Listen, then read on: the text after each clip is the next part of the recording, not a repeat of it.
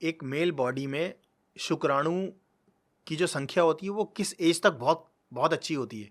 देखिए जो मेल है वो 70 साल तक 70 साल तक वो बिल्कुल। आपने आपने बहुत सारे टीवी में देखा होगा प्रोग्राम की 75 साल की उम्र में शादी हुई और उसके बच्चा हो गया। जी हाँ, तो वैसे भी कहते हैं ना कि आदमी कभी बूढ़ा नहीं होता। जी जी। हाँ अच्छा, 70 साल तक मेल के हाँ, जो स्पर्म्स हैं उसमें इतनी पावर होती इतनी है कि पावर है कि बच्चा पैदा कर वो सकता है बच्चा वो। पैदा कर सकता हाँ, है। आपने बहुत सारे अफ्रीका में देखे एक अभी फैमिली। 85 का आया था दुबई में। जी जी जी 85 में बच्चा 85 पैदा का। हुआ। 85? 85 आदमी की उम्र थी और उसका बच्चे पैदा हो गए।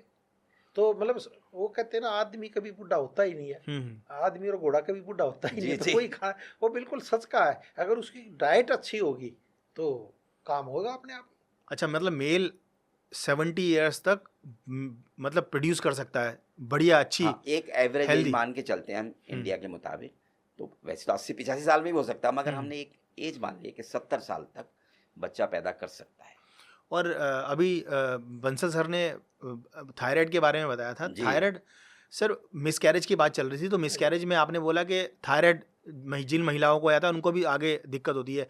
अब जिन मेल में भी थायराइड होता है तो क्या उनको स्पर्म काउंट उनका कम होता है? नहीं, स्पर्म काउंट कई बार कम नहीं होता, मतलब लेकिन क्या होता है, जो चीज आम आदमी को हजम जल्दी हो जाएगी उसको नहीं होगी।